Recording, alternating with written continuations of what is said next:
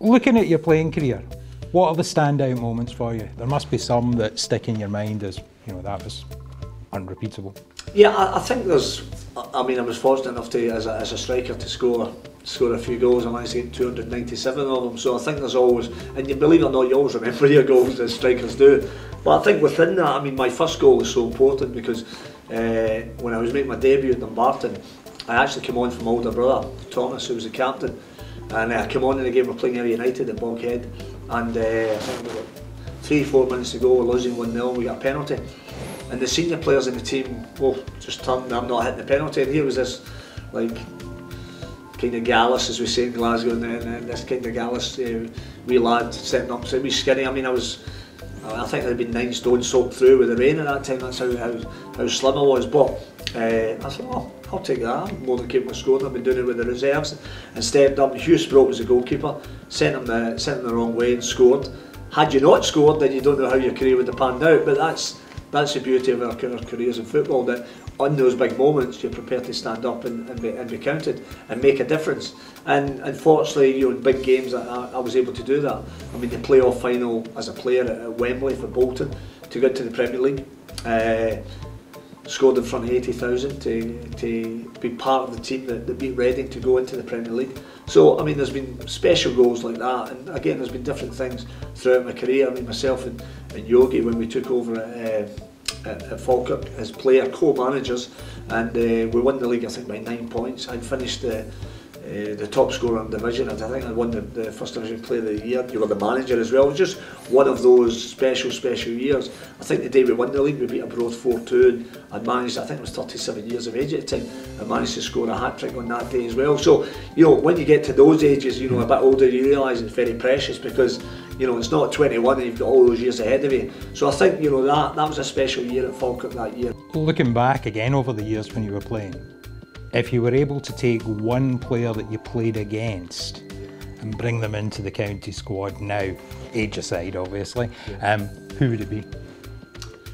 I think Roy Keane. I think Roy Keane had, for me, Roy Keane was a world-class midfielder. He had everything, ability-wise, but what he had was an insatiable desire to win. He didn't suffer fools gladly, as we know. Somebody I got on, I'm going to say, got very well with, and he just did everything. And you know, not only the players absolutely loved him, they played with him because they knew what he brought to the team, but also the fans. The fans recognised, you know, this is a warrior. The life of a professional footballer from the outside looks glamorous and absolutely fantastic. I think you used the word blessed earlier on.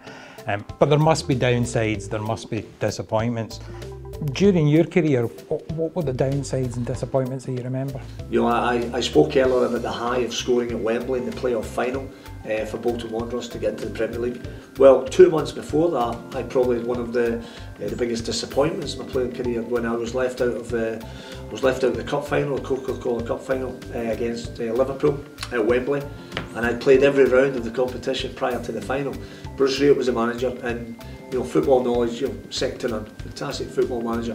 But there was one or two things that we probably didn't see eye to eye on, and maybe that was part of my fault. I always had an opinion and something to say. So, and we used to clash now and again. But that being said, I played every round of the competition, and we got to the final, and he named the team, the starting 11, and John McGill, my good friend, was up front and big suit, but full expected to be on the bench. And left at that time was 14, a sub-goalkeeper and 2 substitutes, and I was left out at the 14. And I've got to be honest, the disappointment was incredible, and I thought, do you know what, that's not right. I've played every part, I should be involved in that, and I'm not, and I'm really hurt by it.